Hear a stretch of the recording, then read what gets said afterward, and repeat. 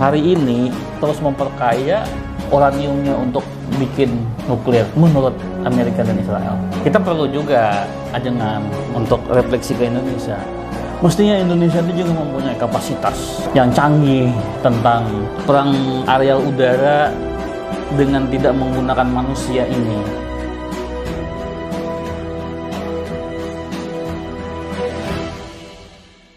Assalamualaikum warahmatullahi wabarakatuh. Berjumpa kembali dengan saya Harusan Effendi di program diskusi Forum Intelektual Muda, sekaligus akan melanjutkan pembicaraan mengenai diskusi yang telah dilaksanakan beberapa hari yang lalu. Namun pada kali ini sangat menarik. Tema pembahasan pada malam hari ini akan kita bahas mengenai geopolitik internasional, masih berbau politik internasional. Nah, saya kira ini penting. Saya akan memberikan sebuah prolog sedikit, ya, saya ceritakan bahwasannya hari ini, Bang, ada kapal tanker milik Israel kemudian ditembak oleh drone, kira-kira seperti itu. Nah, itu terjadi di Laut Oman, yakni perbatasan antara Israel dan Arab Saudi. Kemudian memang setelah kejadian tersebut ada peristiwa yang cukup menggemparkan buat negara tersebut, yaitu dengan adanya aksi dan demonstrasi mengenai kelangkaan air, yaitu di Kazakhstan, ya. Kazakhstan. Nah, untuk lebih lengkap dan lebih serius untuk dibicarakan pada malam hari ini, saya akan langsung berbincang dengan Bang Surya Permana. Kepadanya saya persilahkan. Terima kasih Ajengan. Memang situasi makin panas di Timur Tengah. Jadi Oman itu kesannya sedikit itu Teluk. Ya. Nah, Teluk kan, Oman, Teluk, sebelah Teluknya itu Iran. Kapal Israel ditembak oleh drone tidak dikenal. Ya. Nah, Iran belum mengakui.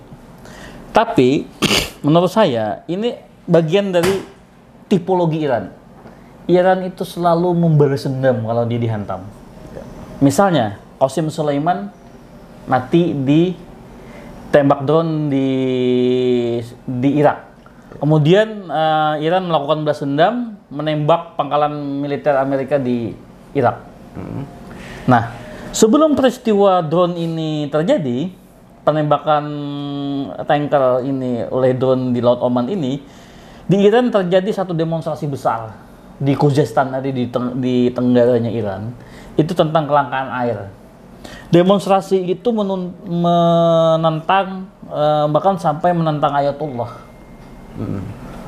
Nah, waktu demonstrasi itu, intelijennya Iran melakukan satu operasi kontra intelijen, menangkap agen intelijen Israel menurut mereka, yang di dalam mobil yang mereka tangkap itu penuh dengan senjata. Ya. Senjata itu untuk dibagikan ke demonstran untuk mengacaukan Kazakhstan ini. Terjadilah satu pemberontakan. Ya. Nah, ini bagian dari yang dimaksud pembicara yang lalu, itu hybrid war. Demonstrasi, dikasih senjata, fasilitasi. Ya. Nah, hybrid war juga adalah penembakan melalui drone ini. Tiba-tiba ditembak drone. Di situ aja kan. Oke, Bang Surya. Penjelasan yang sangat luar biasa dan membuat saya paham mengenai hal tersebut. Sedikit saya menanggapi, apakah memang kejadian tersebut itu sampai saat ini belum ada yang mengakui, atau memang ada kecenderungan berdasarkan misalkan sudut pandang orang Israel, apakah ini Iran atau negara-negara yang lainnya atau yang memang memusuhi Israel itu sendiri, begitu.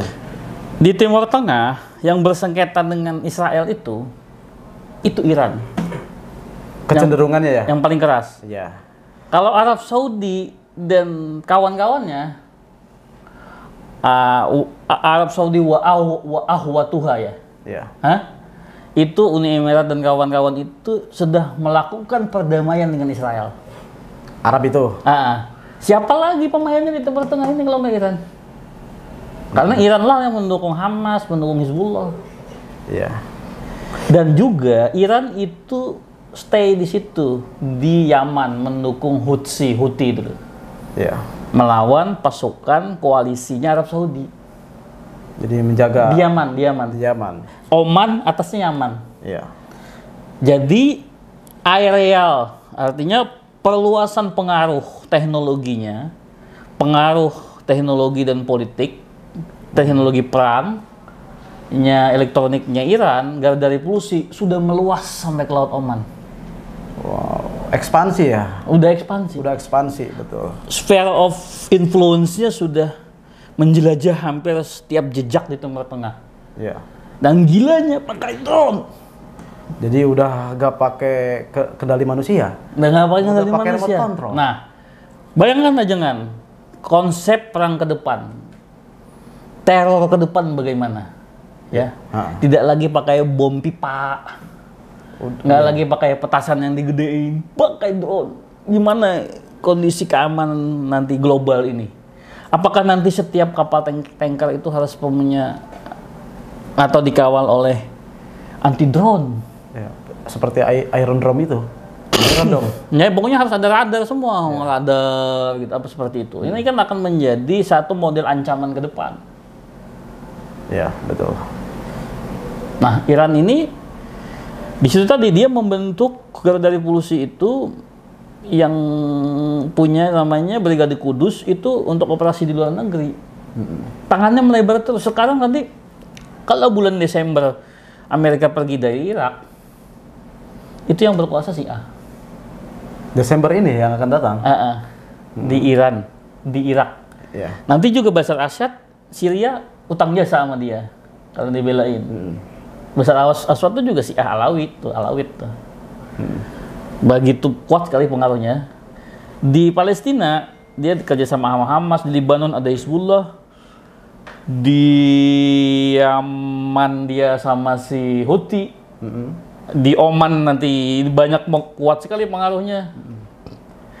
Ini juga kalau nggak ada orang di Oman kan terlalu jauh mengoperasikan drone tuh, pasti sekitar itu ada pangkalannya tuh.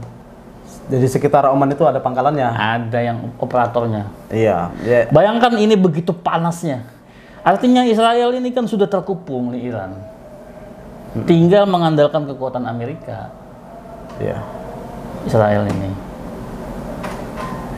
Dan Iran ditemukan hari ini terus memperkaya uraniumnya untuk bikin nuklir menurut Amerika dan Israel. Ya. Kapan Amerika nyerang Israel nyerang Iran ini? Belum juga sampai sekarang. Gak berani mungkin. Karena udah melihat perkembangan apa yang menurut abang tadi sebutkan, perkembangan uranium itu yang udah tercium kemana-mana.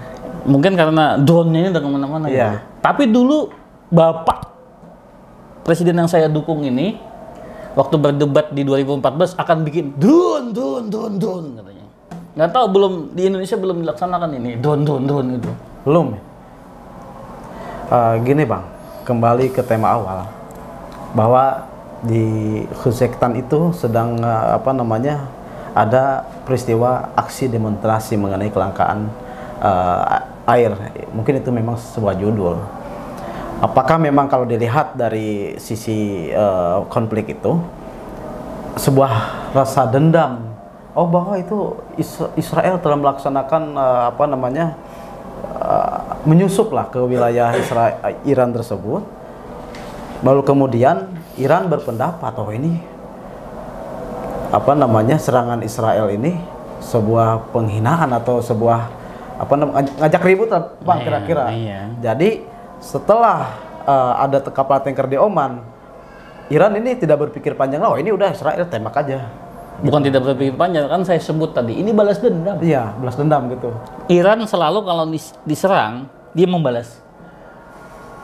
Kalau memang musuhnya udah jelas. Iya, sudah kan ada intelijennya, Iya. Bos. Ada intelijennya, sudah tahu, buktinya ada, ini yang melakukan. Iya. Ya tinggal balas.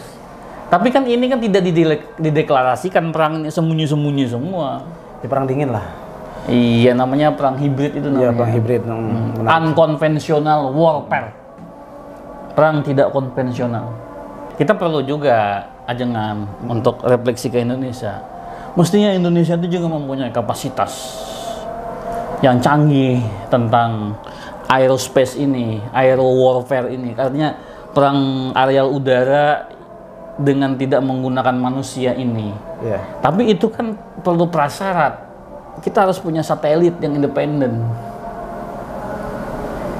Kalau nggak punya ya susah. Ini kan satelit Kementerian Pertahanan Indonesia kan nggak punya satelit sendiri. Masih punya Telkom, ikut Telkom. Iya, Telkom. Segitu besar angkatan perang kita, itu